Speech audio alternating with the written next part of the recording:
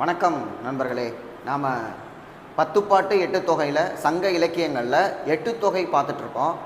இந்த 8 தொகையில் அகம் பற்றி பேசக்கூடிய நூல்களை நம்ம பார்த்தோம். ஐங்குறுநூறு, குறுந்தொகை, அகநானூறு, கலித்தொகை, இந்த மாதிரியான நூல்கள் பார்த்தோம். நம்ம இன்றைக்கி பார்க்க போகிறது 10. எதுக்காக நம்ம இந்த அகநூல்களை பார்த்துருக்கோம், எதுக்காக புறநூல்களை பார்த்துருக்கோம்? நம்ம ஏதாவது ஆராய்ச்சி பண்ணிகிட்டு இருக்கோமா? சங்க இலக்கியம் தொடர்பான ஆய்வா இது? இல்லை. நம்ம டிஎன்பிஎஸ்சி ஆஸ்பரண்ட். டிஎன்பிஎஸ்சி எக்ஸாமில் மொத்தம் 200 கொஷின், 200ல் 100 கொஷின் தமிழ். அது இல்லாமல் யூனிட் 8ல் 10 கொஷின் தமிழ் இலக்கியத்திலேருந்து கேட்குறாங்க. அப்போ 110 கொஷின் கேட்கக்கூடிய தமிழ் இலக்கியம். இந்த 110ல் ஒரு 35 கொஷின் இலக்கணம் போச்சு அப்படின்னம்னா இலக்கியத்திலிருந்து மீதி நமக்கு 70லேருந்து 80 கொஷின் பக்கம். அதுலேயே அதிகமான கொஷின்ஸ் நமக்கு எதில் வந்துடுது? இலக்கியத்திலேருந்து வந்துடுது. இலக்கணம் சார்ந்த கேள்வி இலக்கியத்திலேருந்து கேட்கப்படுகிறது. அப்போ நமக்கு எக்ஸாமுக்கு இது ரொம்ப ரொம்ப முக்கியம். அதனால தான் நம்ம பார்த்துட்ருக்கோம். சரியா? இன்றைக்கி நம்ம பார்க்க போகிறது 10. இப்போ இந்த 10ல் நுழையும் முன், இது எத்தனாவது புக் அப்படின்னு பார்த்தீங்கன்னா +1 புக்கு. சரியா? நுழையும் முன் என்ன சொல்லியிருக்காங்க? நாட்டில் வாழும் உயிர்கள் இன்புற்று வாழ வேண்டும், அவ்வாழ்வு சிறக்க நாட்டின் அரசன் மக்களின் நல்வாழ்வை உறுதிப்படுத்த வேண்டும். ஒரு இங்கே இருக்க உயிர்கள் நல்லா வாழணும்னா அதை என்ஷூர் பண்ண வேண்டியது யார் அப்படின்னு கேட்டால் அரசன். இதைத்தான் மோசிகரனார் ஒரு பாட்டில் சொல்லியிருப்பார். நெல்லும் உயிரென்றே நீரும் உயிரென்றே புறநானூறு பாடல் வரும். நெல்லுன்னா நம்ம சாப்பிட்ற சாப்பாடு உயிர் கிடையாது, நீர் நம்ம குடிக்கிற தண்ணி உயிர் கிடையாது, வேற என்னதான்ப்பா உயிர் அப்படின்னு கேட்டால் மன்னன் உயிர்த்தே மலர்தலை உலகம் அப்படிங்கிறார். மன்னனை வச்சு தான் அங்கே இருக்க உயிர்கள் இருக்குது மோசிகரனார் சொல்கிறார். இப்போ அதே மாதிரி என்ன சொல்கிறாங்க? மக்கள் இன்புற்று வாழ வேண்டும், அதை உறுதிப்படுத்துவது யாருடைய வேலை அப்படின்னு பார்த்தோம்னா அரசனுடையது. இப்போ வள்ளுவருடைய ஒரு திருக்குறளை இந்த இடத்துல குறிப்பிடுறாங்க. ஒரு நாடு எப்படி இருக்க வேண்டும், நாட்டு மக்கள் இன்பமாக வாழ்வதை உறுதிப்படுத்த வேண்டியது அரசன். நாடு எப்படிப்பட்டதாக இருக்க வேண்டும் அப்படின்னு கேட்டால் உருபசியும் ஓவாப்பினியும், உருபசியும் ஓவாப்பினியும், பசி இருக்கக்கூடாது. அந்த நாட்டில் நம்ம இந்தியாவிலையும் பார்த்தோம்னா பசி இருக்கக்கூடாது அப்படிங்கிறதுக்காக தான் 2013ஆம் ஆண்டு உணவு பாதுகாப்பு சட்டம் அப்படின்னு சொல்லி ஒன்று கொண்டு வந்திருக்கோம், ஃபுட் செக்யூரிட்டி ஆக்ட். அதுக்கு முன்னாடி இருந்தே இந்தியாவில் பிடிஎஸ் பொது விநியோக திட்டம்னு ஒன்று இருக்குது. ரேஷன் கடையில் அரிசி பருப்பு எல்லாமே நம்ம கொடுப்பாங்க. உணவு பாதுகாப்பு சட்டம் வந்ததுக்கப்புறம் அதை நம்ம இன்ஷூர் பண்ணுறோம். பசி யாருக்குமே இருக்கக்கூடாது, ஹங்கர் டெத்துன்னு ஒன்று இந்தியாவில் இருக்கவே கூடாது அப்படிங்கிறதுக்காக.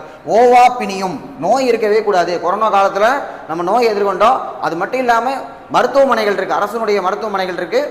மக்களுக்கு நோயிலையும் தடுக்கிறதுக்காக எத்தனையோ தடுப்பூசிகள் குழந்தை வயிற்றில் உருவாகிறதுலேருந்து அரசு எவ்வளவோ கடமைகளை செஞ்சுட்டு இருக்கு. அப்போ உருபசி இருக்கக்கூடாது, ஓவா பிணி இருக்கக்கூடாது, செரு பகை. நம்முடைய இந்தியன் ஆர்மி முப்படைகள் வச்சிருக்கோம், எவ்வளவோ வெப்பன்ஸ் எல்லாம் வச்சிருக்கோம், பெரிய படையை நம்ம வச்சிருக்கோம். அப்போ வள்ளுவர் சொன்னது மன்னனுடைய காலத்தில் இருக்கக்கூடிய முடியரசுக்கு சொன்னது மட்டும் இல்லை, குடியரசுக்கும் பொருந்தும். உருபசியும் ஓவாப்பினியும் செருபகையும் சேராது இயல்வது நாடு. ஒரு நாடு எப்படி இருக்கணுமா? இது மூணுமே இருக்கக்கூடாது அப்படின்னு வள்ளுவர் சொல்லியிருக்காரு.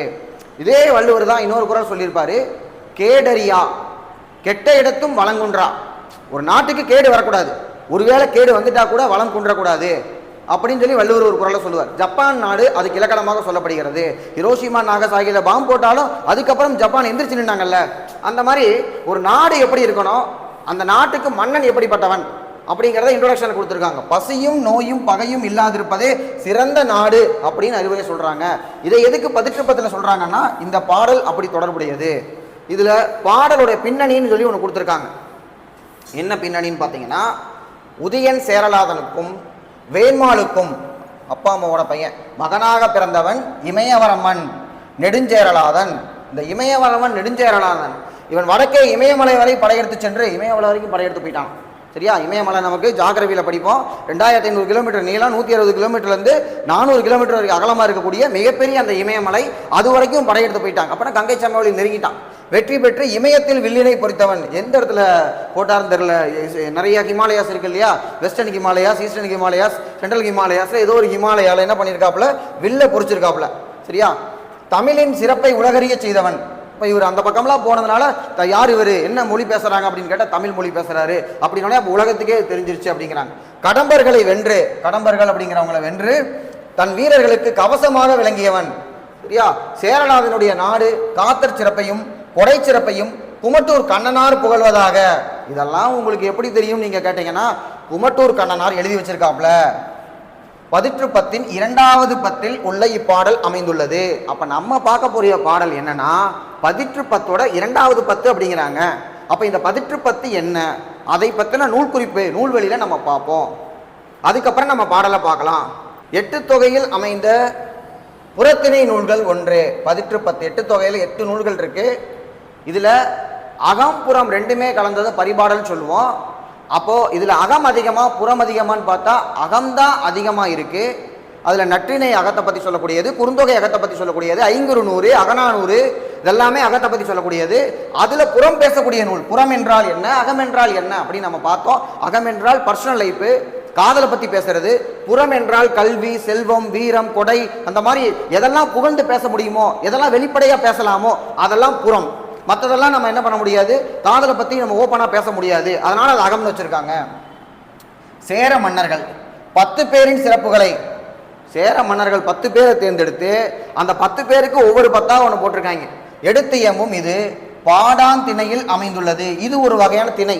ஏன்னா அகத்துக்கு சொன்னேன் திணை என்றால் ஒழுக்கம் சொல்லி, குறிஞ்சி திணை, முல்லை திணை, குறிஞ்சி, முல்லை, மருதம், நெய்தல், பாலை, அது 5மே அன்பின் 5 அதுக்கப்புறம் கைக்கிளை பெருந்திணை அப்படிங்கிறது ஒருதலை காதலா இருக்கக்கூடியது அப்படிங்கிறத நம்ம பார்த்தோம். இது புறத்திணையில் இருக்கக்கூடியது பாடான் திணை அப்படிங்கிறாங்க.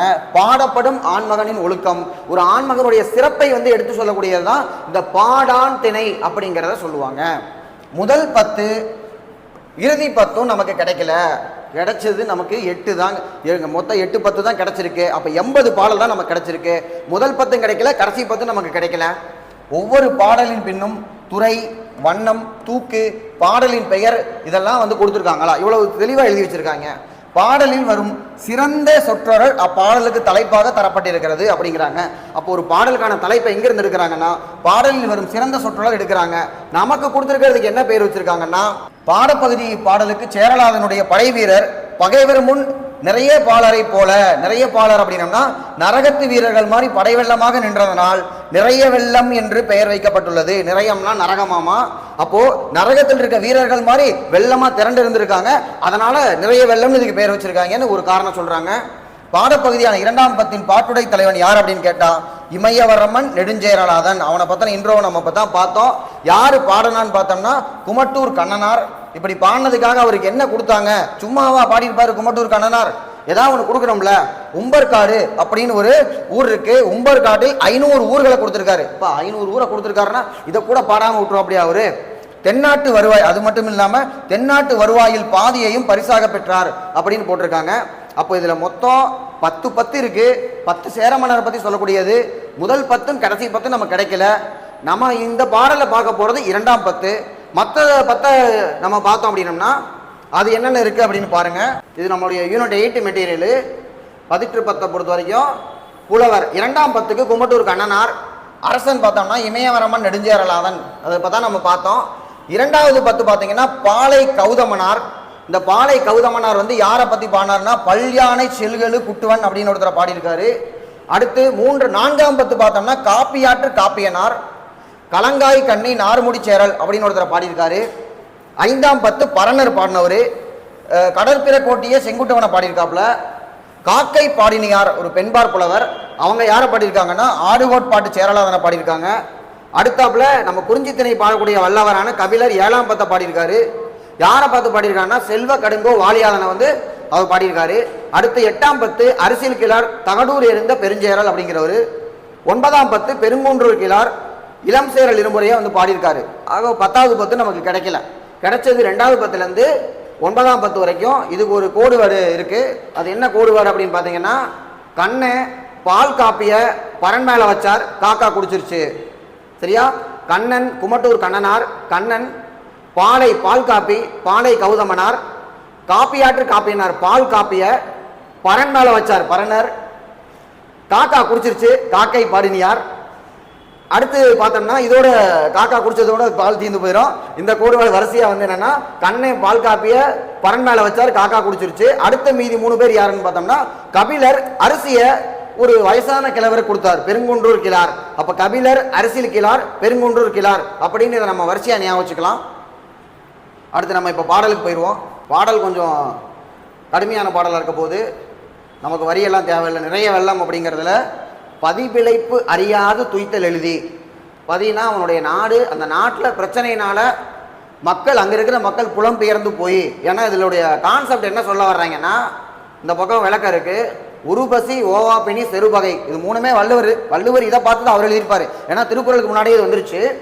அப்போ பதிவிலை பறியாது துய்த்தல் எய்தி, துய்த்தல்னா வாழ்றது, வாழ வேண்டி மக்கள் வேற நாட்டுக்கு போக மாட்டேங்கிறாங்க, அங்கேயே இருக்கிறாங்க. நிறையம் உரிய வேட்கை புறையோர், அங்க நோய் உரியனா நோய் இல்லாம இருக்கு, வேட்கை புறையோர்னா சான்றோர், அங்க சான்றோர் நிறைய பேர் வாழ்றாங்க. மெய்யினர் உரையும் பலர் புகழ் பண்பின் நீ புறம் தருதலின் நோயிகந்து உரிய யானர் நன்னாடும் கண்டு மதி மருண்டனன். இப்படிப்பட்ட ஒரு நாடு, இந்த நாட்டில் பசி இல்லை, பிணி இல்லை, பகைவர் இல்லை, எதுவுமே இல்லை. இப்படிப்பட்ட நாட்டை பார்த்து நான் என்ன ஆயிட்டேன், மிரண்டு போயிட்டேங்கிறாரு. யாரு இந்த பாட்டை எழுதிய குமட்டூர் கண்ணனான் மிரண்டு போயிட்டேன் அப்படிங்கிறாரு. சும்மா அவன் மிரண்டு போயிருப்பாரு. 500 ஊரோட வருவாய், உம்பர் காட்டில் 500 ஊரை கொடுத்துருக்காப்புல, அப்புறமா தென்னாட்டு வருவாயில பாதியை கொடுத்துருக்காப்புல. அவ்வளவும் கொடுத்ததுக்கு அப்புறமும் மிரண்டு போகாட்டி தான் நமக்கு ஆச்சரியம். சரியா? யானர் நன்னாடும் கண்டு மதி மருண்டனன், எனக்கு அப்படியே அறியும் மயங்கி போச்சு, மிரண்டு போயிட்டேன் நான் அப்படிங்கிறதான் மருண்டனன் அப்படின்னு சொல்லியிருக்கு. மண்ணுடை ஞாலத்து, ஞாலம்னா உலகம், இந்த உலகத்துல மண்ணுயிருக்கு எஞ்சாது ஈத்து கை தண்டா கைகடும் துப்பின், நீ எவ்வளவு கொடுத்துருக்கடா இந்த ஊர்ல இருக்கவங்களுக்கு, புரைவையின் பெரிய நல்கி கொடுத்து கொடுத்து ஏமம் ஆகிய, ஏமம்னா பாதுகாப்பு, சீர்களு விழவின், எப்ப பார்த்தாலும் ஒரு நாட்டில் விழா நடந்துகிட்டே இருக்குடா அப்படின்னா என்ன அர்த்தம், எங்க விழா நடக்கும், எந்த நாட்டில் எதிரிகள் படையெடுத்து வராம மக்கள் எந்த குறையுமே இல்லாம இருக்காங்களோ அப்பதான் விழா எடுப்பாங்க. அப்போ இவன் என்ன சொல்றான், சீர்களு விழவின், எப்ப பார்த்தாலும் விழா எடுத்துக்கிட்டே இருக்கீங்க, நெடியோ நன்ன நல்லிசை ஒடியா மைந்த நின் பண்பு பல நயந்து அப்படின்னு சொல்லி குமட்டூர் கண்ணனார் ஒரு சொல்றாரு. இதுக்கு விளக்கம் என்னன்னு பாருங்க. உருபசி ஓவா பிணி செருபகை இன்மையால் புலம்பெயர்ந்து செல்லாது வாழும் மக்கள் எங்கேயுமே போல உன் நாட்டிலே இருக்காங்க. சான்றோர் புகழும் ஆட்சி சிறப்பு, சான்றோர் புகழ்றாங்க உன் நாட்டில் இருக்கவங்க. துயரம் தொலைந்த புதுவள நன்னாடு, இப்படிப்பட்ட ஒரு நல்ல நாடு இருக்கு. மண்ணுலக உயிர்கள் மாண்புடன் வாழ ஈகையால் நீளும் கை, உன்னுடைய கை என்ன பண்ணுது, மக்கள் வாழ்வதற்காக நீ கொடுக்கறதுக்காக கை நீளுது. இன்னொன்னு, அதே கைதான் எதிரிகளை அழிப்பதற்காகவும் நீள்கிறது அப்படின்னு நல்லா எதுகையா மோனையா அப்படியே ரைமிங்கா போட்டு தாக்கறாப்புல குமட்டூர் கண்ணனார். இடையராது பெரும்பொருள் கொடுத்து பாதுகாப்பு அளிக்கும் பெருவிழா தலைவன் என நற்புகழ் குறையாத வலிமை மிகு உந்தன் பண்பு பல நினைந்ததும் கண்டும் பெருவியப்பு அடைந்தேன், ரொம்ப வியப்படைந்து போயிட்டேன்பா நானு, மதிமிரண்டு போனேன் அப்படின்னு சொல்லி யாரு குமட்டூர் கண்ணனான் புகழ்ந்து தள்ளுறாரு. வாப்பா உன்னை தான் தேடிக்கிட்டு இருக்கேன், இந்த உம்பர் காட்டில் 500 ஊரை நீ வச்சுக்க, சரியா, தென்னாட்டில் பாதி வருவாய் உனக்கு தான் அப்படி இமயவரமன் நெடுஞ்சேரலான புகழ்ந்து தள்ளுறாப்புல குமட்டூர் கண்ணனார். இது என்ன திணைன்னு பார்த்தோம்னா பாடான் திணை. பாடான் திணைனா என்னன்னு ஏற்கனவே சொன்னேன். ஒரு மன்னனின் புகழ், வலிமை, வல்லன்மை, எவ்வளவு வள்ளல் தன்மையா இருக்கான், வள்ளல் அருள் முதலானவற்றை ஆய்ந்து கூறுவதாகும். பாடப்படும் ஆண்மகனின் உயர் பண்புகளை கூறுவது இத்திணையினுடைய நோக்கம். அப்ப பாடாந்திணை ஒருத்தன் நம்மளை சும்மா பாடுவானா, பாடாந்திணை வேணும்னா ஏதாவது கொடுத்தா தான் பாடுவான். அதனாலதான் இதுக்கு மட்டும் என்னன்னா, இவர் பாடினாரு, இவரை பத்தி பாடினாரு, அதுக்கு இவர் இதை கொடுத்தாரு அப்படின்னு சொல்லி எழுதி வச்சிருக்காங்க. இதுல துறை வண்ணமெல்லாம் எழுதியிருப்பாங்க. இதோட சிறப்பா துறை அப்படின்னா என்னென்ன, செந்துரை பாடான் பாட்டு அப்படிங்கிறாங்க. செந்துரைனா என்ன, அப்ப செந்துரையாவது உலகினுள் இயற்கை வகையான் இயன்ற மக்களை பாடுதல், இது செந்துரை பாடான் பாட்டு என அழைக்கப்படும் அப்படிங்கிறாங்க. துறை மட்டும் இல்லாமல் அதில் வண்ணமும் இருக்குங்கிறாங்க. வண்ணம்னா ஒளிநய சந்தம் வேறுபாடு ஆகும், நல்லா ரைமிங்கா பாடுற மாதிரி சந்த வேறுபாடு இருக்கிற மாதிரி பாடுற ஒளிநய சந்தம் வேறுபாடு ஆகும் அப்படிங்கிறாங்க. வண்ணந்தாமே நாளைந்தென்ப அப்படின்னு தொல்காப்பிய 100 ரூபாய் சொல்றதா இங்க ஒரு ஹைலைட் பண்ணி கொடுத்துருக்காங்க. அடுத்து என்ன சொல்றாங்கன்னா, ஒழுகு வண்ணம் அப்படின்னு, இந்த வண்ணத்துல என்ன வண்ணத்துல இருக்குன்னா ஒழுகு வண்ணம். ஒழுகு வண்ணம் என்பது ஒழுகிய ஓசையார் செல்வதாகும். ஒழுகு வண்ண மேசையின் ஒழுகும். தொல்காப்பியர் எல்லாத்தையும் எழுப்பிடிச்சு எழுதி வச்சிருக்காரு. அடுத்து தூக்கு, என்ன தூக்கு இருக்குன்னா செந்தூக்கம், செந்துரை செந்தூக்கு. தூக்குனா என்ன அப்படின்னு கேட்டா, செய்யுள் அடிகளை வரையறை செய்வது. செந்தூக்கு என்பது வஞ்சிப்பாவின் இறுதி அடி போன்றோ ஆசிரிய வடியின் இறுதி போன்றோ அமையும் அப்படின்னு சொல்லியிருக்காங்க. ரொம்ப டீப்பாக அதுக்குள்ள நம்ம போக வேண்டாம். வஞ்சி தூக்கே செந்தூக்கு ஏற்றே அப்படின்றது எதுல சொல்றாங்கன்னா தொல்காப்பிய நூற்பால சொல்றாங்க, அவ்வளவு தெரிஞ்சுக்கோங்க. எந்த பா வகைன்னு கேட்டா நேரிசை ஆசிரியப்பா அப்படின்னு சொல்லி பா வகை இதுல கொடுத்துருக்காங்க. சொல்லும் பொருளும் நமக்கு முக்கியமானது. பதினா நாடு, பதி பிழைப்பு அறியாது அப்படின்னு சொல்லி சொல்றாங்க இல்லையா. அப்ப நாட்டை விட்டு வேற நாட்டுக்கு போய் புலம்பெயர்ந்து வாழல அவங்க. பதினா நாடு, பிழைப்பென்றால் வாழ்தல், நிறையம்னா நரகம், நிறையம்னா என்னது நரகம் அப்படின்னு சொல்லியிருக்காங்க. உரிய நோய் நீங்கிய, உரிய இந்த ஈ வந்துச்சுன்னா என்ன வரும் இலக்கண குறிப்புல, ஈ வந்தா சொல்லிசை அளபடை, ஈ வந்தா சொல்லிடணும். புறையோர் சான்றோர், யானர் அப்படின்னம்னா புது வருவாய், மருண்டனன் வியப்படைந்தேன். உன்னைய பார்த்து நான் என்ன பண்ணிட்டேன், மிரண்டு போயிட்டேன் அப்படிங்கிறதா அன்னைக்கு என்ன மருண்டனன் போட்டிருக்காங்க. மிரண்டுட்டேன்னு அதுதான் இப்போ நம்ம சொல்லிக்கிட்டு இருக்கோம். மண்ணுயிர் நிலை பெற்றுள்ள உயிர் தொகுதி, தண்டா ஓயாம கொடுக்கக்கூடிய கை, கடுந்துப்பு மிகு வலிமை, ஏமம் என்றால் பாதுகாப்பு. ஏமம்னா பாதுகாப்புங்கிறது அடிக்கடி கேட்டது, ரொம்ப முக்கியமானது. வள்ளுவர் ஏமம் என்பதை அடிக்கடி யூஸ் பண்ணியிருப்பாரு. ஒடியா உரையா, நயந்து சொல்றது, நயமாக விரும்பிய அப்படிங்கிற அர்த்தம். இதுல என்னன்னா நமக்கு இருக்கக்கூடிய அடிகள் எங்கிருந்து கொடுத்துருக்காங்கன்னா 30லேருந்து 40 வரைக்கும் இருக்கக்கூடியதா இருக்குது. சரியா?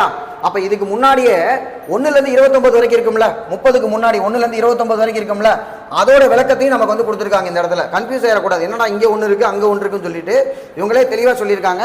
முதல் 29 அடிகளின் கருத்து சுருக்கம் என்ன அப்படின்னு சொல்றாங்க.